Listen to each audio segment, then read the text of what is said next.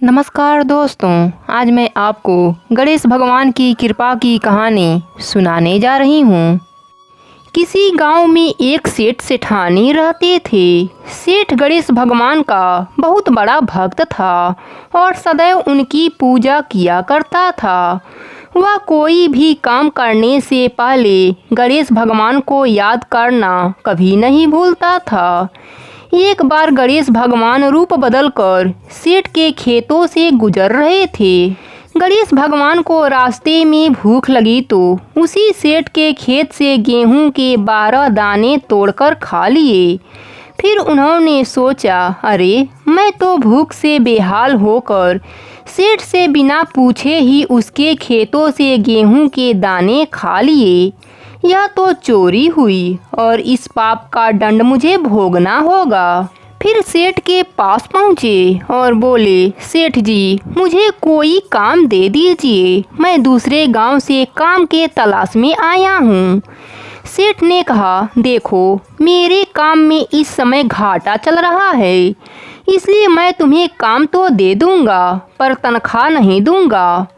इस तरह गणेश जी सेठ जी के घर काम करने लगे। एक दिन सेठानी शौच से निवृत्त होकर अपने हाथ राख से धो रही थी तो नौकर बने गणेश जी ने कहा, सेठानी जी जब तक हम अपने हाथों को मिट्टी से नहीं धो लेते तब तक वह स्वच्छ नहीं होते, इसलिए आप अपने हाथ को मिट्टी से धोया कीजिए। इस बात से सेठानी गुस्सा होकर नौकर की शिकायत लेकर सेठ जी के पास गईं। सेठ जी ने कहा, गणेशा सही तो कह रहा है, जब तक हाथ मिट्टी से नहीं धो लेते तब तक हाथ स्वच्छ नहीं होते। यह गणेशा तो बहुत समझदारी की बातें करता है, हमारा भला सोचता है। सेठानी ने कहा, सुनो जी कल हमें गंगा स्नान के लिए जाना है, तुम चलोगे साथ? सेठ जी ने कहा, मुझे दुकान पर काम है, तुम गणेशा के साथ चली जाना। अगले दिन सेठानी गणेशा के साथ गंगा घाट पहुंच जाती हैं। सेठानी गंगा किनारे पर ही बैठकर स्नान कर रही होती हैं। गणेशा सेठानी को लेकर बीच गंगा में ले जाकर डुबकी लगवा देता है। इस बात से भी सेठानी बहुत गुस्सा हो जाती हैं। सेठानी घर आकर यह बात सेठ को बताती हैं। सेठ जी ने कहा, गणेशा तुमने ऐसा क्यों किया? गणेशा ने कहा, जब तक हम गंगा में डुबकी नहीं लगा लेते तब तक स्नान पूरा नहीं माना जाता। सेठ जी प्रसन्न होकर बोले, यह गणेशा तो बड़ी बुद्धिमानी की बातें करता है, हमारे बारे में कितना अच्छा सोचता है। एक दिन सेठ ने अपने घर पूजा का आयोजन किया और सेठानी को बुलाने के लिए गणेशा से बोले। गणेशा सेठानी को बुलाने गया तो देखता है सेठानी काला कपड़ा पहन रखी है। गणेशा कहता है, सेठानी जी आप पूजा में लाल रंग की साड़ी पहनो, पूजा में लाल रंग शुभ माना जाता है। सेठानी गुस्से से सेठ के पास गईं और सारी बात बताईं।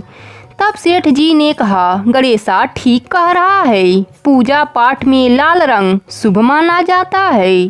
फिर सेठानी लाल रंग की साड़ी पहनकर पूजा करवाती हैं। एक दिन सेठ जी घर में गणेश पूजन का कार्यक्रम रखा। गणेश जी की मूर्ति के स्थान पर गणेशा जाकर बैठ जाता है। यह देखकर सेठ को गुस्सा आ जाता है। सेठ जी कहते हैं, गणेशा यह कहाँ की समझदारी है, मैं तो समझता था तुम बहुत समझदार हो, बड़ी बड़े ज्ञान की बातें करते हो और खुद ही अज्ञानी बनकर उस स्थान पर बैठ गए हो जहाँ प्रभु की मूर्ति का स्थान है। फिर गणेशा अपने असली रूप में आ जाती हैं। सेठ सेठानी हाथ जोड़कर कहते हैं, प्रभु आप मेरे घर नौकर के रूप में, हमसे बहुत बड़ी गलती हो गई प्रभु, हम आपको पहचान नहीं पाए, हमें क्षमा कर दो भगवंत। गणेश भगवान ने कहा, तुम दोनों व्यर्थ ही परेशान हो रहे हो, मैं तो स्वयं तुम्हारे घर में नौकर बनकर आया था। मैंने तुम्हारे खेत से 12 दाने गेहूं चुरा कर खा लिए थे, इसलिए मैं उसका ऋण चुकाने तुम्हारे घर नौकर बनकर आया था। मेरा आशीर्वाद सदैव तुम पर बना रहेगा। तुम्हारे घर में धन वैभव की कभी कमी नहीं होगी। इतना कहकर गणेश भगवान अंतर ध्यान हो जाती हैं। हे गणेश भगवान, अपने सभी भक्तों पर अपनी कृपा बनाए रखना।